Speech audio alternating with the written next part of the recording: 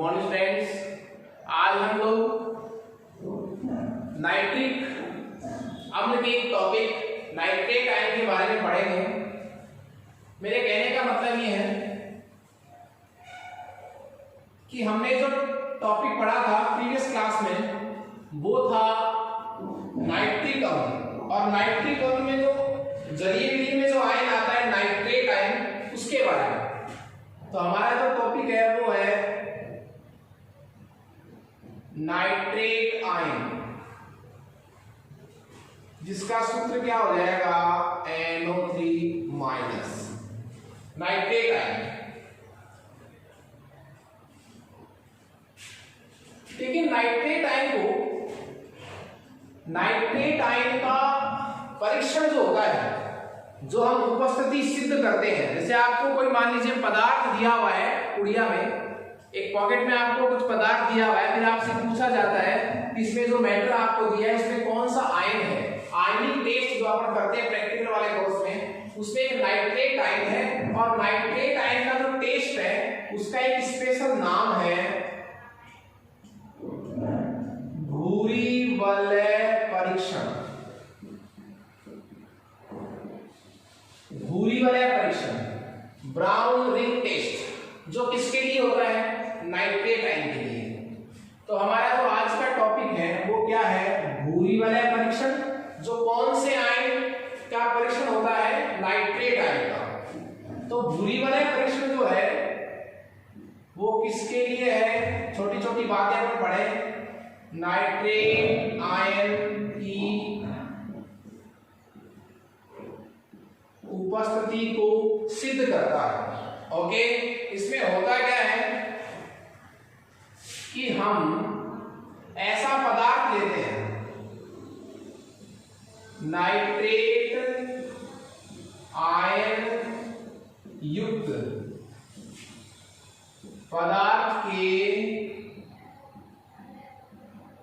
जलीय विलयन में, नाइट्रेट आयन युक्त हम ऐसा पदार्थ लेंगे जिसमें कैसा आयन पड़ा होगा नाइट्रेट आयन, और उसका कैसा विलयन बनाएंगे जलीय विलयन।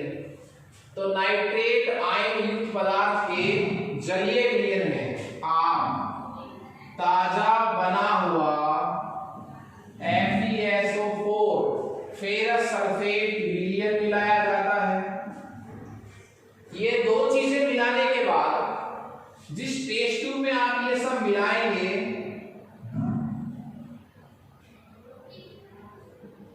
उस टेस्ट ट्यूब में आप परक नली की दीवार के सहारे परक नली की जो टेस्ट ट्यूब है इसकी दीवार के सहारे आप H2SO4 सल्फ्यूरिक अम्ल, और वो भी कैसा तनु H2SO4 को आप इस परक नली की दीवार के सहारे मिलाएंगे। कौन सी परक नली की दीवार के सहारे, जिस परक नली में ये दो बातें पड़ेंगी। तनु SO4 मिलाने पर जहां ये दोनों विलयन मिलेंगे, कौन से विलयन, एक तो ये और एक तो H2SO4 मिला लेंगे, दोनों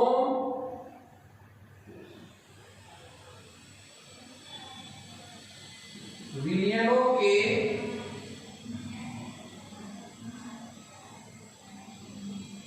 संधि स्थल पर,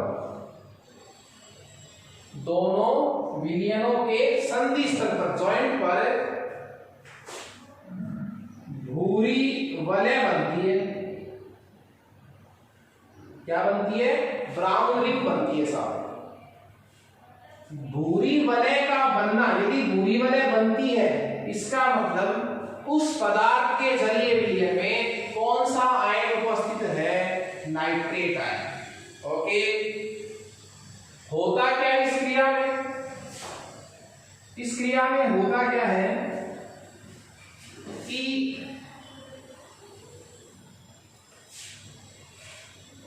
फेरस सल्फेट में जो फेरस आयन है,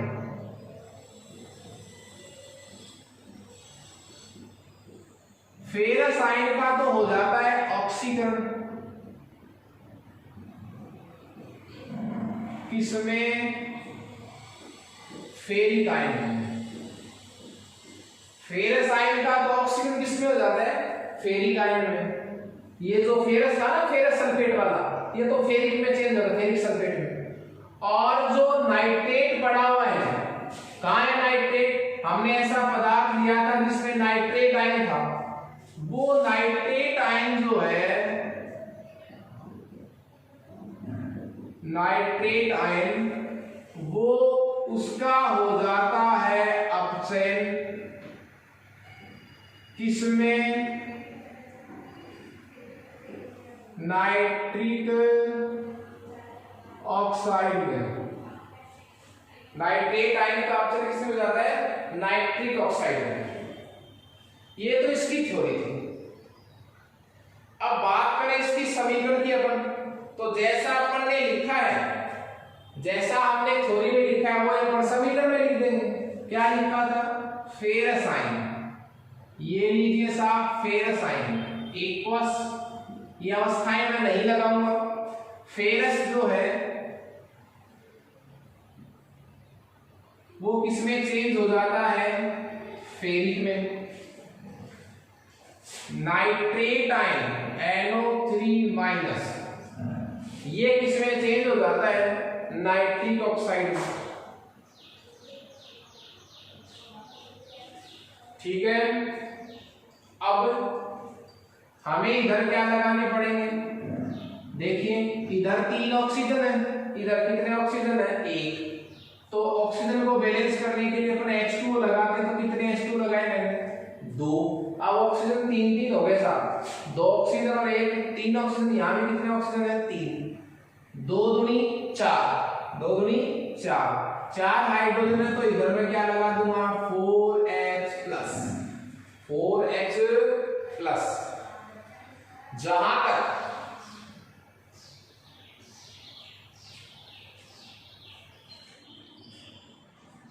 हाइड्रोजन बराबर है आवेश का बैलेंस, जो बात है वो इसमें नहीं हो रखा, तो एक समीकरण आपके सामने शो हो गई है साहब। ठीक है, और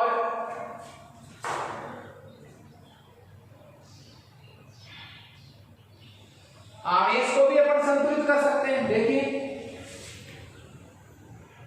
यहां कितने प्लस है, 3 प्लस है, यहां 4 प्लस और 2 प्लस, 6 प्लस 1 माइनस है, तो 5 प्लस हो गए। यहां कितने हो रहे हैं, 3। तो आप इसको 3 से मल्टीप्लाई कर दीजिए और इसको भी 3 से मल्टीप्लाई कर दीजिए। अब देखिए, अब आवेश बराबर है 3 दूनी 6, 6 प्लस और 4 प्लस कितने हो गए, 10 प्लस हो गए, 1 माइनस का, तो कितने प्लस बच गए, 9। इधर 3 किया 9, इधर भी प्लस के 9 आवेश है, इधर भी प्लस के 9 आवेश है, तो ये आपकी समीकरण क्या हो गई, संतुष्ट। ये आपकी आयनिक समीकरण हो गई भूरी वलय परीक्षण की। ओके, अब देखिए कई बार ये प्रश्न आता है कि एक्चुअली भूरी वलय परीक्षण में जो भूरी वलय बनती है वो वलय भूरी क्यों होती है, इसलिए क्योंकि जो भूरी वलय बनती है वो एक यौगिक की बनती है। एक यौगिक बनता है जो भूरे रंग का होता है, और उस यौगिक का सूत्र क्या होता है वो देखिए आप। जो भूरी वलय में भूरे रंग का जो यौगिक बनता है, भूरे रंग का क्या बनता है, जो यौगिक, जो भूरे रंग का यौगिक बनता है वो बनता है FeH2O का होल 5 NO+2। ये है वो भूरे रंग का यौगिक। दोनों ही प्रश्न अच्छे हैं। नाम क्या हो जाएगा इसका, आईयूपीएससी नाम क्या हो जाएगा, नाम हो जाएगा साहब penta aqua, penta aqua nitrosyl.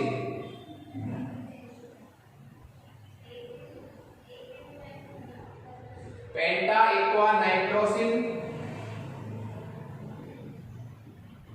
Iron oxidation state, ये भी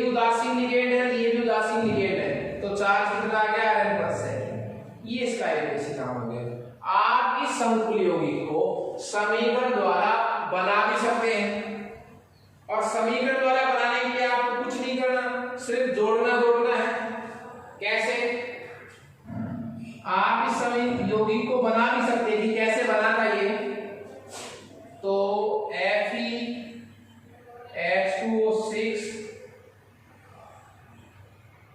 +2 प्लस NO, तो ये यौगिक बन जाएगा। एक H2O बाहर चला जाएगा -H2। तो ये हमारा टॉपिक था भूरी वलय परीक्षण। मैं इस टॉपिक को आपके सामने वापस से रिवाइज कर रहा हूं। बहुत अच्छा प्रश्न है, बोर्ड के पेपर में भी आया हुआ है। देखिए टॉपिक हमारा ये है, टॉपिक का नाम तो है एज ए बुक भूरी वलय परीक्षण, ब्राउन रिंग टेस्ट। ये भूरी वलय परीक्षण किस आयन की उपस्थिति को सिद्ध करने के लिए किया जाता है? नाइट्रेट आयन की उपस्थिति को सिद्ध करने के लिए किया जाता है। कौन से आयन का टेस्ट है ये? नाइट्रेट आयन का टेस्ट है। हर आयनों के व्यक्तिगत परीक्षण होते हैं जिनका अपन लैब में प्रयोग करते हैं। तो कैसे परीक्षण करेंगे? देखिए परीक्षण का मतलब क्या है। जैसे मान लीजिए आपको एक पुड़िया में, एक कागज की पुड़िया में आपको मैंने कुछ नमक डाल दिया था। कुछ क्या डाल दिया इसमें? नमक, NaCl डाल दिया और इस पुड़िया को मैंने बंद कर दिया। मैंने आपको हाथ में देकर ये कहा कि मुझे ये बताइए कि जो मैंने पदार्थ दिया था, आपको नहीं मालूम किसमें NaCl है? अब तो मालूम है, खैर मैं जब बोल रहा हूं तब तो इसमें NaCl पड़ा है। फिर मैंने आपको कहा कि आप बताइए इस पदार्थ में कौन कौन से आयन है, क्या पड़ा है इसमें। तो फिर आपको टेस्ट करने पड़ते हैं। जब ये आयनों में टूटेगा तो आप मुझे पता है कि इसमें क्या पड़ा है, Na+Cl-। आप टेस्ट करेंगे किसका? क्लोराइड आयन का। हर आयनों के टेस्ट होते हैं। जैसे क्लोराइड का टेस्ट क्या होगा? क्रोमिल क्लोराइड परीक्षण। तो यदि वो परीक्षण सही आ रहा है, इसका मतलब इस पुड़िया में जो मैटर था उसमें क्या था? क्लोराइड आयन था। तो मैं ये कह रहा हूं, यदि मैं ऐसा पदार्थ लेकर चलूं जिसमें क्या पड़ा है? नाइट्रेट। जैसे कौन कौन हो सकते हैं? Potassium nitrate, ammonium nitrate, lead nitrate, magnesium nitrate, calcium nitrate. आप कोई सा भी पदार्थ लीजिए जिसमें क्या पड़ा हो? नाइट्रेट। तो नाइट्रेट आयन युक्त कोई पदार्थ, उसमें जल मिलाएंगे, उसका जलीय विलीन बनाएंगे। जल मिला के वो अपने आयनों में टूटेगा तो अलग क्या हो जाएगा? नाइट्रेट आयन अलग हो जाएगा। अब आपको ये सिद्ध करना है कि इस घोल में, इस जलीय विलीन में नाइट्रेट पड़ा है। तो आप क्या करेंगे? नाइट्रेट आयन युक्त पदार्थ के जलीय विलीन में आप ताजा क्या मिलाइए? Ferrous sulphate. फेरस सल्फेट का जो विलीन है वो आपको ताजा बनाना है। तो फेरस सल्फेट लीजिए, थोड़ा सा पानी घोलिए जितना उसमें वो फेरस सल्फेट को घोल सके। थोड़ा सा ताजा फेरस सल्फेट का सॉल्यूशन बनाया आपने, उस पदार्थ के जलीय विलीन में आपने क्या कर दिया? मिला दिया और एक टेस्ट ट्यूब में आपने इसको भर दिया। अब इस टेस्ट ट्यूब में इसकी दीवार के सहारे आप तनु H2SO4 को, किसको? तनु H2SO4 को परकनली की दीवार के सहारे मिलाएंगे। जैसे आप इसको सहारे मिलाएंगे, यहां जहां दोनों विलयन मिल रहे हैं, दोनों विलयनों के संधि स्थल पर क्या बनेगी? ब्राउन रिंग बनेगी, भूरी वलय बनेगी। यहां पर भूरी वलय ये तभी बन पाएगी जब इंस्ट्रूमेंट एकदम फिक्स रहेगा। इस भूरी वलय क्यों बनी? क्योंकि भूरे रंग का यौगिक बना, और भूरे रंग का जो यौगिक बना है उसका नाम क्या है? ये भी अच्छा प्रश्न है। FeH2 पेंटा एक्वा नाइट्रोसिल आयरन सेकेंड, ये वो भूरे रंग का यौगिक है जिसकी वलय बनती है। ओके, इस परीक्षण में होता क्या है? क्रिया क्या थी कि जो फेरस सल्फेट का कैसा आयन है? फेरस, वो तो किसमें चेंज हो रहा है? फेरिक में। और जो नाइट्रेट आयन है उस पदार्थ में बड़ा है, वो किसमें अपचयित हो रहा है? नाइट्रिक ऑक्साइड में। इसका मतलब इस भूरी वलय परीक्षण में कौन सी रासायनिक अभिक्रिया संपन्न हो रही है? रेडॉक्स अभिक्रिया, अपचय अभिक्रिया संपन्न हो रही है। एक पदार्थ का ऑक्सीकरण हो रहा है और दूसरे पदार्थ का अपचयन हो रहा है। तो मेरे कहने का मतलब क्या है कि एक प्रकार की रेडॉक्स अभिक्रिया होगी। इसी बात को हम इस समीकरण में लिख रहे हैं। समीकरण में कैसे लिख रहे हैं? फेरिक में ऑक्सीजन, नाइट्रेट का नाइट्रिक ऑक्साइड में ऑक्सीजन। बैलेंस करने के लिए ऑक्सीजन के बैलेंस है, तो इधर 3 ऑक्सीजन थे, इधर 1 ऑक्सीजन था, तो H2O लगाते हैं, 2H2O, 2 दूनी 4 हाइड्रोजन हो गए। हाइड्रोजन के बैलेंस करने के लिए H+ लगाते हैं। आवेश का संतुलन कर दिया हमने संख्या लगाकर। इस तरफ भी 6+ आवेश, 9+ आवेश है, इधर भी 9+ आवेश है। ये तो इनकी आयनिक समीकरण होगी, ये इनका यौगिक हो गया। इस यौगिक को अपन इस तरह बना भी सकते हैं। ओके, नेक्स्ट में हमारा टॉपिक रहेगा, हम फास्फोरस की तरफ चलेंगे, जिसमें हम फास्फोरस के अपरूपों का अध्ययन करेंगे। फास्फोरस की देखिए बहुत सारे अपरूप हैं, सफेद या पीला, लाल फास्फोरस, काला फास्फोरस, भूरा फास्फोरस, परंतु हम फास्फोरस के मुख्यतया 3 अपरूपों के बारे में पढ़ेंगे। उनके नाम क्या क्या हैं जिनके बारे में हम पढ़ेंगे अकॉर्डिंग टू सिलेबस? सफेद फास्फोरस, लाल फास्फोरस और काला फास्फोरस। ओके, सफेद का एक दूसरा नाम क्या है? पीला फास्फोरस। देखिए हमारा जो टॉपिक है वो है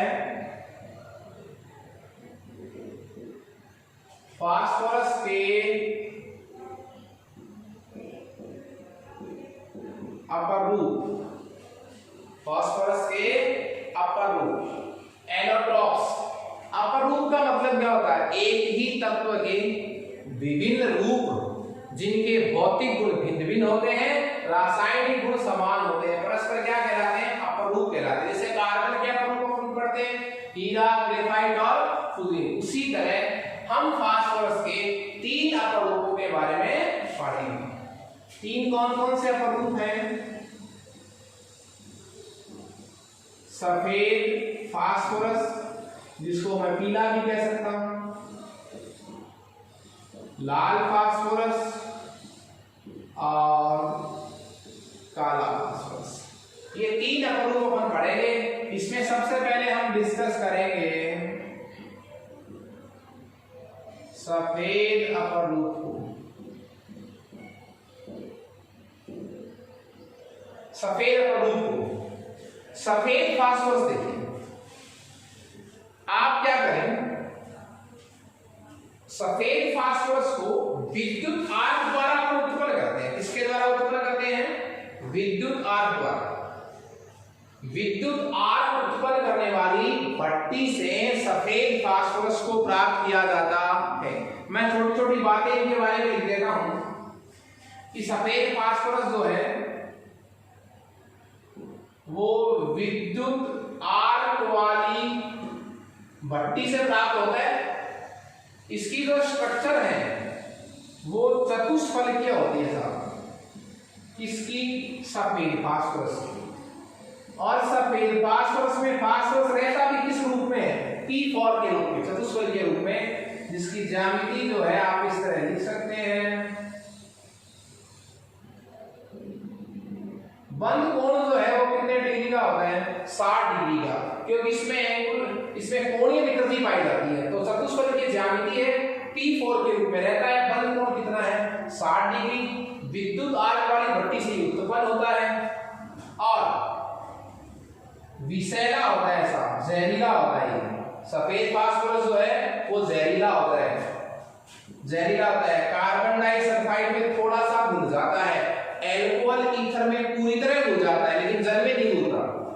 जल में तो ये क्या है? Na है। CH2 में कुछ घुल जाता है, एल्कोहल ईथर में पूरी तरह घुल जाता है। दूसरी बात, ये एक नरम होता है साहब। प्रकृति इसकी क्या होती है? नरम। ये नरम होने के कारण इसे हम चाकू से आसानी से काट सकते हैं। ठीक है। दूसरी बात, इसको वायु में खुला नहीं छोड़ा जाता। वायु में इसको अपन खुला नहीं छोड़ सकते, बहुत ज्यादा क्रियाशील होता है।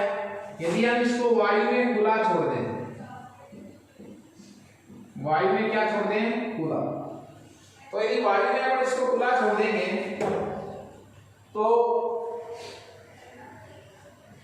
यह सफेद छल्ले बनाएगा P4 और 10। फास्फोरस पेंटाऑक्साइड, फास्फोरस पेंटाऑक्साइड सफेद छल्ले धूम्र बनेंगे साहब। और यह वायु में खुला छोड़ने पर क्या पकड़ लेता है? आग लग जाती है इसमें, आग पकड़ लेता है, इसलिए इसको किसमें रखा जाता है? जल में। इसलिए किसमें रखा जाता है? इसको जल में रखा जाता है। वायु में आग पकड़ लेता है, नरम होता है, चाकू से काटा जा सकता है। वायु से क्रिया करके साधारणतया वायु में थोड़ा सा भी करते हैं तो फास्फोरस पेंटाऑक्साइड बनता है। वायु में खुला छोड़ने पर यह स्वतः ही जल उठता है, इसमें चमक उत्पन्न होती है, जल उठता है, ये जलने लग जाता है। इस क्रिया को क्या कहते हैं? प्रतिदीप्ति। क्या कहते हैं? प्रतिदीप्ति। ये कुछ खास बातें हैं सफेद अपरदूत की। जो सफेद फास्फोरस होता है उसकी ये क्या है? बोलिए, खास बात है। फिर मैं कहूं यदि सफेद फास्फोरस की क्रिया क्षार से करवाएं, एन्युअल सोडियम हाइड्रोक्साइड क्षार से करवाएं, तो सफेद फास्फोरस एन्युअल से क्रिया करके एक विषैली गैस क्या बनाता है? फास्फीन बनाता है। विषैली गैस क्या बनाता है? फास्फीन बनाता है। तो ये कुछ विशेषताएं थी सफेद फास्फोरस की।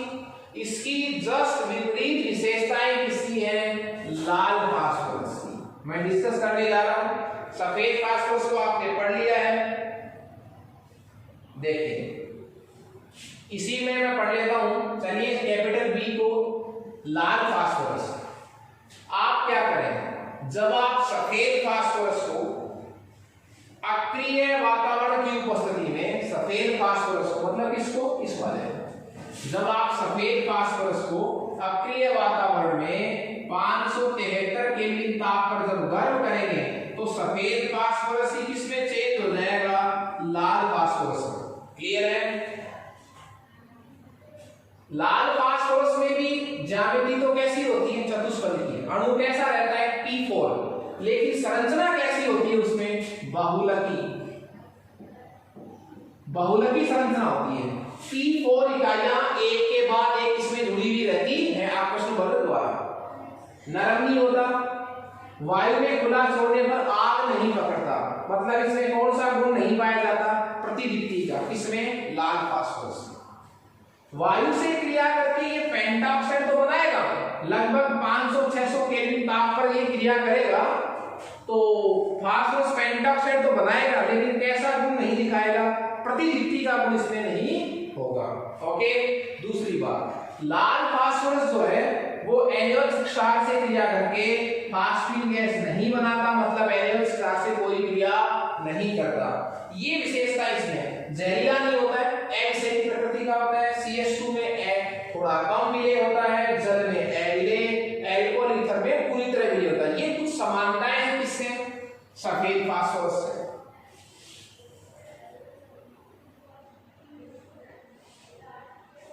तो देखिए लाल फास्फोरस में को कैसे प्राप्त करेंगे? सफेद फास्फोरस को 573 केल्विन पर गर्म करेंगे तो लाल फास्फोरस बन जाएगा। P4 अणु होते हैं, चतुष्फलकीय आकृतियां एक के बाद एक जुड़कर बहुलकी संरचना बनाती हैं।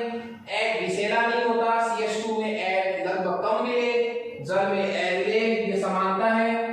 ये विशेषता नहीं होती, वायु में खुला छोड़ने पर आग नहीं पकड़ता, वायु से क्रिया करेगा लेकिन उच्च ताप पर यही बनाएगा यौगिक, परंतु प्रतिदीप्ति का गुण नहीं पाया जाता, एन्युअल क्षार से कोई क्रिया नहीं करता। एक बात, ये तो हमने पढ़ लिया सफेद को किसमें चेंज करना? लाल में। यदि मैं लाल फास्फोरस से क्या बनाना चाहूं? सफेद फास्फोरस। लाल फास्फोरस से क्या बनाना चाहूं? सफेद फास्फोरस। तो सफेद फास्फोरस को मैं गर्म करके उसको वाष्प अवस्था में बदलूंगा। वाष्प अवस्था वाले को ठंडा करके जब उसका संघनन करूंगा तो सफेद फास्फोरस जो है वो किसमें चेंज हो जाएगा? लाल फास्फोरस में। ओके, तो ये तरीका है लाल फास्फोरस को सफेद में चेंज करने का, सफेद को लाल में चेंज करने का। ओके,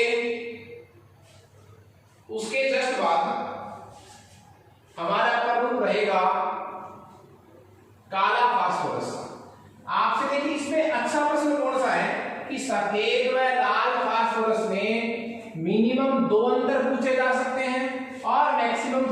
अंतर पूछे जा सकते हैं। तो क्या क्या अंतर हो सकते हैं, जैसे आपने पढ़ा है भी, सफेद फास्फोरस विषैला होता है, वायु में आग पकड़ लेता है, ठीक है, नरम होता है, एनिमल से क्रिया करता है, फास्फिन बनाता है। ये तीनों बातें किसमें नहीं होती, बोलिए, लाल फास्फोरस में नहीं होती। इसके जस्ट बाद तीसरा जो प्रमुख है फास्फोरस का, वो है काला फास्फोरस। देखिए काले फास्फोरस दो प्रकार के, अल्फा काला फास्फोरस और दूसरा है बीटा काला फास्फोरस। अल्फा काला फास्फोरस और बीटा काला फास्फोरस, ठीक है। देखिए ये सभी फास्फोरस हमें मिलेंगे तो सफेद और किससे, लाल से। तो देखिए आप जब लाल फास्फोरस को एक बंद नलिका में 873 केल्विन ताप पर गर्म करेंगे तो ये किसमें चेंज हो जाएगा, अल्फा काला फास्फोरस में। सुनिए, लाल फास्फोरस को एक बंद नलिका में 873 केल्विन ताप पर गर्म करने से अल्फा काला फास्फोरस प्राप्त होता है, जबकि बीटा काला जो फास्फोरस है वो मिलेगा हमें सफेद फास्फोरस से। आप सफेद फास्फोरस को 473 केल्विन ताप और उच्च दाब पर जब गर्म करेंगे तो बनेगा बीटा काला फास्फोरस, जो परतीय श्रृंखला वाले होते हैं। तो इस तरह हमने आज भूरी वलय परीक्षण और फास्फोरस के विभिन्न अपरूपों के बारे में पढ़ा है। नेक्स्ट क्लास में हम फॉस्फिन गैस के बारे में पढ़ेंगे। Okay, thank you.